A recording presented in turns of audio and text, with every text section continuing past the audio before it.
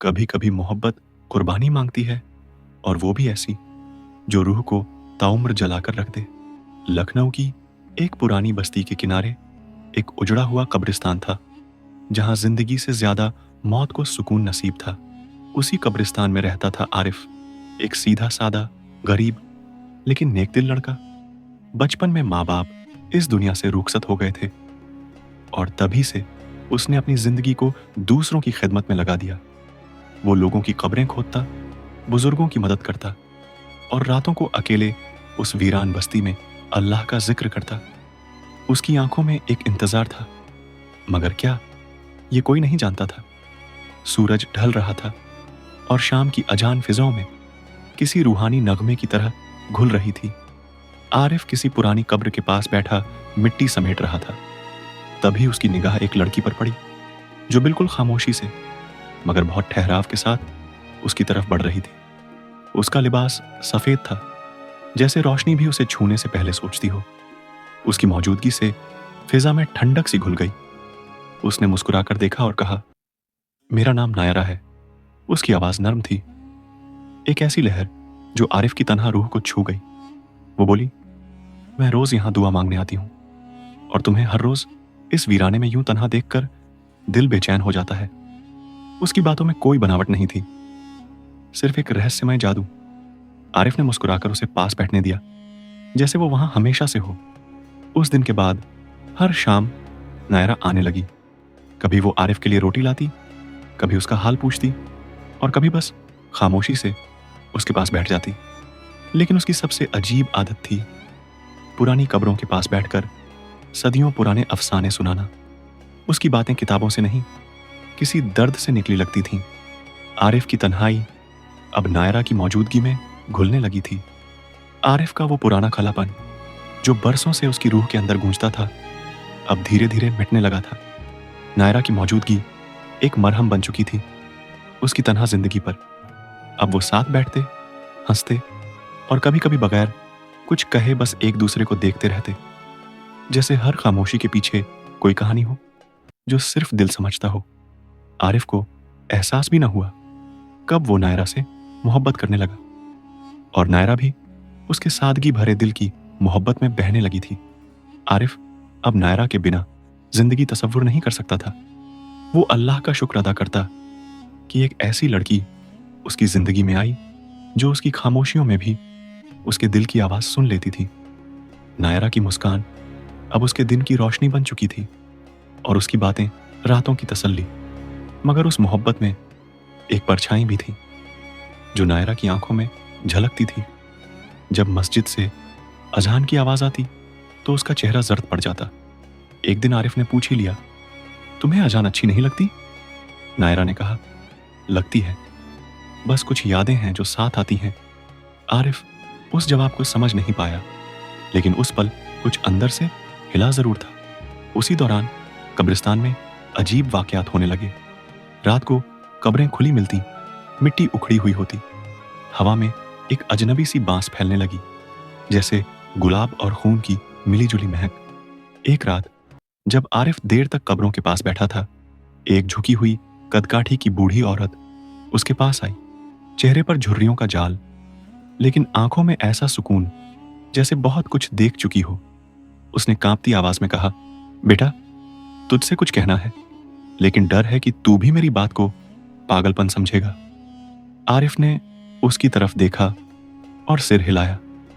बूढ़ी औरत ने पास बैठते हुए कहा, मैं इस कब्रिस्तान को बचपन से देखती आई हूं। यहां ना जाने कितनी रूहें देखी हैं, लेकिन वो लड़की जिसे तू रोज देखता है, वो इंसान नहीं। उसका साया जमीन पर नहीं पड़ता। उसका चेहरा हर रोज वैसा ही रहता है। ना उम्र बढ़ती है, ना आंखों की चमक घटती है। उसने गहरी सांस लेकर कहा, मैंने उसे पहले भी देखा है, 50 साल पहले, फिर 30 साल पहले, और अब फिर हर बार किसी और शक्ल में, मगर उसी सफेद लिबास में। वो तन्हा लोगों को ढूंढती है, और फिर उनके साथ कुछ ऐसा करती है कि उनकी रूहें चैन नहीं पाती। मैंने एक बार एक लड़के को उसके साथ देखा था। 2 हफ्ते बाद उसकी लाश इसी पुराने कुएं से मिली थी। बेटा, बच जा, तू नेक है, पाक है, लेकिन उसकी मोहब्बत मोहब्बत नहीं, कोई इम्तिहान है या शायद सजा? आरिफ का दिल इनकार कर रहा था, लेकिन उसका जहन अब सवालों से घिरने लगा था। वो रात उसकी नींदों से छीन ली गई थी। अब जब भी नायरा सामने आती, आरिफ की आंखें उसके कदमों के साए तलाशने लगतीं, उसकी हर बात में छुपे हुए राजों को टटोलतीं। मगर फिर भी दिल एक बार जो मोहब्बत कर ले, वो आंखों के डर से पीछे नहीं हटता। एक शाम आरिफ ने नायरा से पूछा, तुम्हारी आंखों में कोई अधूरी कहानी सी दिखती है? नायरा पहले मुस्कुराई। वो वही पुरस्कार मुस्कान थी जो जवाब कम देती थी, सवाल ज्यादा जगाती थी। फिर उसने धीमे से पूछा, क्या तुम मुझसे मोहब्बत करते हो आरिफ? आरिफ खामोश रह गया, मगर उसकी वो खामोशी ही सब कुछ कह गई थी। उसी रात आरिफ को एक अजीब ख्वाब आया।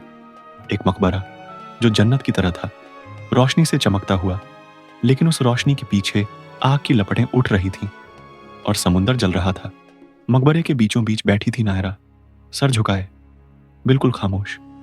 वो ख्वाब नहीं था, जैसे किसी और दुनिया का दरवाजा खुला हो। आरिफ घबरा कर उठा। उसकी सांसें तेज थीं और माथा पसीने से भीगा हुआ। नींद में जो देखा था वो आंखों में अब भी जिंदा था। सुबह जैसे ही वो कब्रिस्तान पहुंचा, एक पुरानी कब्र के पास की मिट्टी में उसकी नजर एक तावीज पर पड़ी, जंग खाया हुआ, मगर उस पर लिखे लफ्ज अब भी चमक रहे थे। इश्क की हद मौत से आगे है। अब आरिफ के लिए ये सब बस ख्वाब नहीं रहे। हर लम्हा, हर निशानी ये कह रही थी कि नायरा की मोहब्बत सिर्फ दिल की नहीं, रूह का भी इम्तिहान है।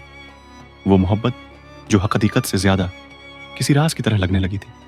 एक रात जब आसमान बादलों से ढका था और हवा में एक अजीब सी सरसराहट तैर रही थी, नायरा ने अचानक अपना सिर झुका लिया। उसकी सांसें तेज थीं और आंखों में कोई ऐसा डर जो सदियों का कैदी हो। आरिफ ने जब उसके कांपते होंठ देखे तो कुछ पूछने ही वाला था कि नायरा ने बहुत धीमे मगर भारी लहजे में कहा, मैं इंसान नहीं हूं आरिफ, मैं जिन्न हूं। ये कहते हुए उसकी आंखों से आंसू गिरने लगे, मगर वो आंसू आम नहीं थे। उनमें आग और अफसोस घुला था। उसका चेहरा पहले से ज्यादा चमकने लगा, जैसे कोई रोशनी उसे अंदर से फाड़ रही हो, उसकी रूह को नंगा कर रही हो। मैं सदियों से एक पाक दिल इंसान की तलाश में थी, उसने रूंधे गले से कहा। कोई जो मोहब्बत को सौदा ना समझे, डर के आगे ना भागे, कोई ऐसा जिसे देखकर मेरी सजा भी इबादत लगे।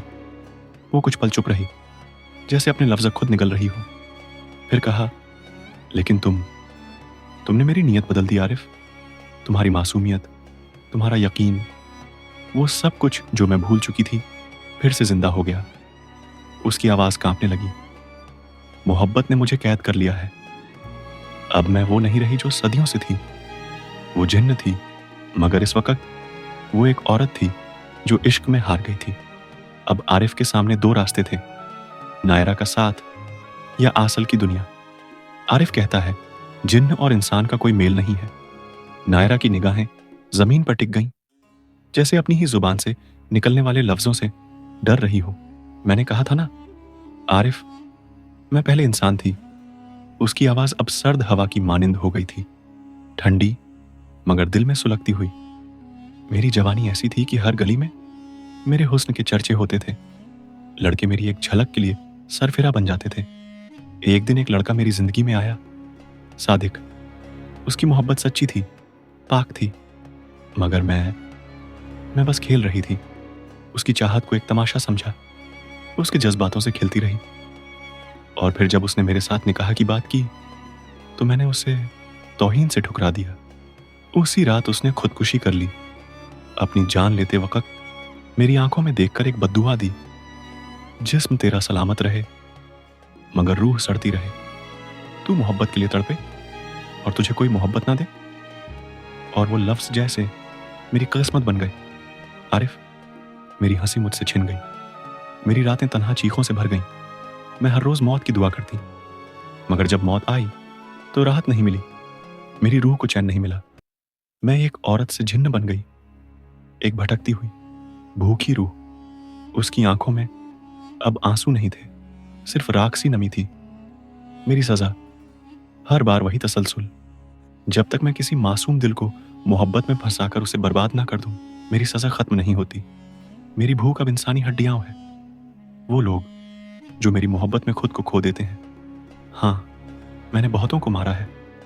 उनके जिस्म से मेरी रूह को कुछ देर का सुकून मिलता था, लेकिन मोहब्बत नहीं, कभी नहीं। मगर तुम, आरिफ, तुमसे मिलकर पहली बार लगा जैसे कोई अंदर से फिर से धड़कने लगा है। मेरी रूह जिसे सिर्फ सज्जा मिली थी, अब पहली बार मोहब्बत से कांप रही है। और यही मेरी सबसे बड़ी सजा बन गई है।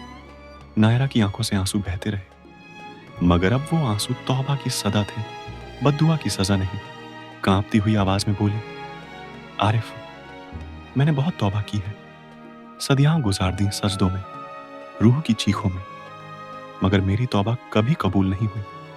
शायद मेरी वो खिलखिलाहट जो किसी की मोहब्बत का मजाक उड़ा गई थी, इतनी भारी थी कि हर सजदा हवाओं में बिखर गया।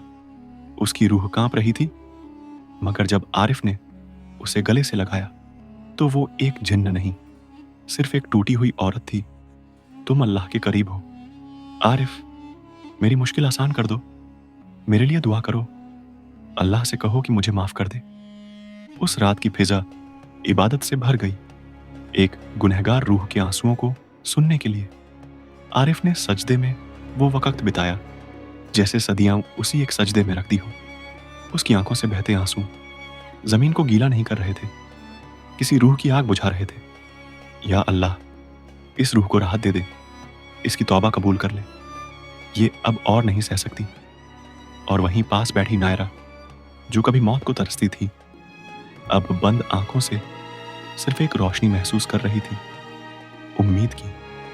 पूरी रात वो दोनों कुछ नहीं बोले, मगर उनकी खामोशी में एक पुकार थी जो अर्श तक पहुंच चुकी थी।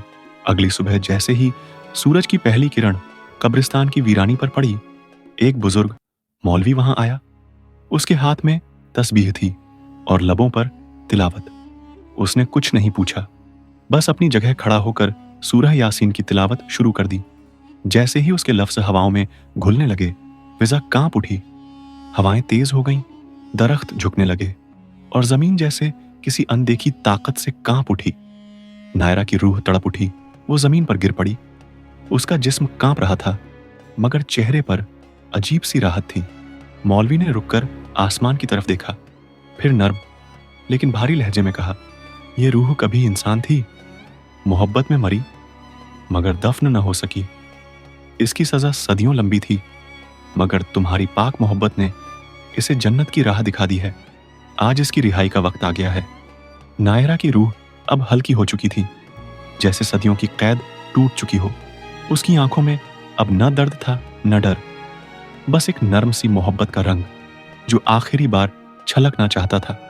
उसने आरिफ की तरफ देखा, उसकी हथेली पर अपनी उंगलियां रखीं और कांपती आवाज में कहा, अगर फिर कभी जन्म हुआ तो मैं सिर्फ तुम्हारे कदमों में गिरूंगी। आरिफ, ये कोई वादा नहीं था, ये सदियों पुरानी मोहब्बत की आखिरी सदा थी।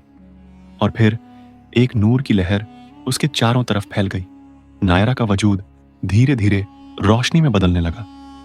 वो हवा में घुल गई, जैसे रूह ने राहत पाली हो।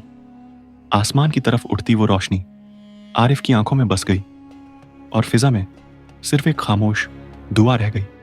अब आरिफ हर रोज उस कब्र पर फूल रखता है जहां नायरा तसल्ली पाने आती थी।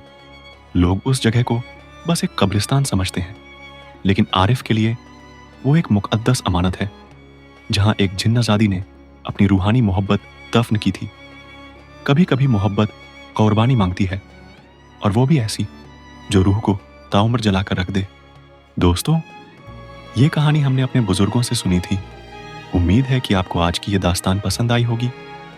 वीडियो को लाइक करें, कमेंट्स में अपनी राय जरूर दें और हमारे चैनल दास्तान एक कल्ब को सब्सक्राइब करें। शुक्रिया।